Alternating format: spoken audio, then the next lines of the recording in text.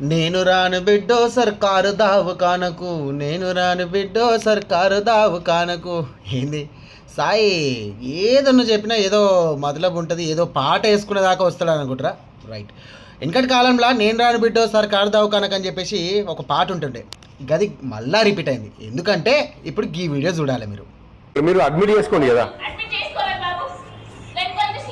Refer చిటీ లేని ఇప్పుడు సిరిసిల్ల ఎట్లా అవుతారు? ఒకసారి నేను మాట్లాడతా వినట్లు, నేను ఏం వినలేదు మేడం, మీరు ఏం చెప్తారు? కంప్లైంట్ చేస్తున్నా మీద మీరు, ఇది కరెక్ట్ కాదు సిస్టర్, మీరు కంప్లైంట్ చేస్తారు మీ సార్కి, మీరు కంప్లైంట్ చేస్తారు తీసుకోండి. చెప్పరమ్మా. సార్ మేము ఇక్కడ ఎమ్లవాడ హాస్పిటల్ వచ్చినాము, పెయిన్స్ వస్తున్నాయని. ఇక్కడ మేడం లేదని అంటే మరి ఆంబులెన్స్ ఫోన్ చేయాలన్నా కానీ అన్నం తీసుకుపోను అంటారు. ఇక్కడ బాగా వాళ్ళు 15 రోజుల నుంచి మేడం లేదని చెప్తున్నారు.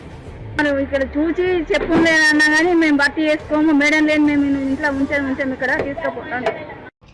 సుశీరా, పురిటి నొప్పులతో వచ్చిన నిండు గర్భిణికి మా దాట డాక్టర్ లేదని చెప్పేసి బయటకు నూకేసిరట. ఏడా అంటే వెమ్లవాడలా ఉన్న సర్కార్ దవాఖానలకు ఈ కథ నడిచింది.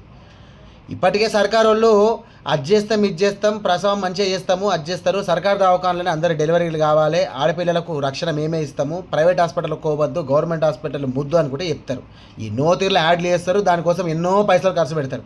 మరి గీడేందుకు ఇట్లున్నది? డాక్టర్ లేరని చెప్పేసి బయటకు నువ్వు తేయాలి, ఎటు పోవాలి?